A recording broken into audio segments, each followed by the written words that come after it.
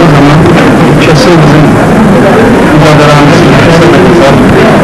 O da orada bizim ticaretler, bağımlılıklar, iş vakti için bir hedef var. Için büyük bir şey.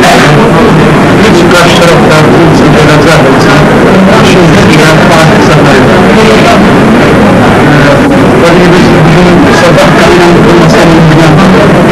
Aynı bir hayatı gezim varlığımız, ısrarla mücadele sıhhat sınavımız, birbirimize bir destek olmamız kesin olayda doğru olacaktır. Varlığımız tespit edip gelecek hayatta daha bir söz olsun.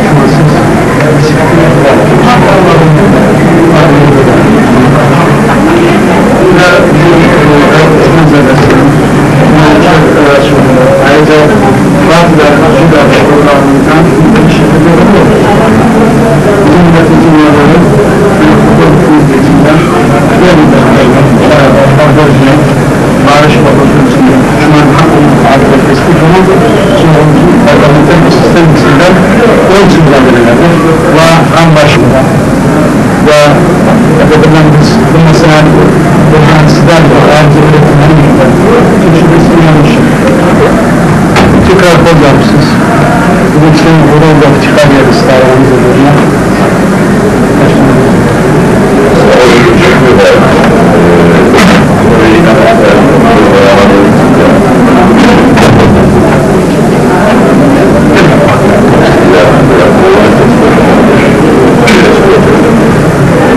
aynı zamanda da birbirimize sabit olmamalı bilmeden olmasa tahammüleceğiz beraber.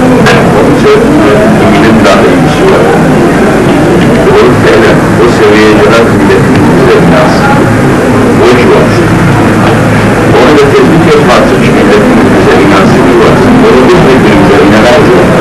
Bu açıda yok var. Müessesasında yoksa hemen bir milli davanın sahibi olan bir müessese. Milli davanın sahibi olan bir müessese. Zaten bu insanlar böyle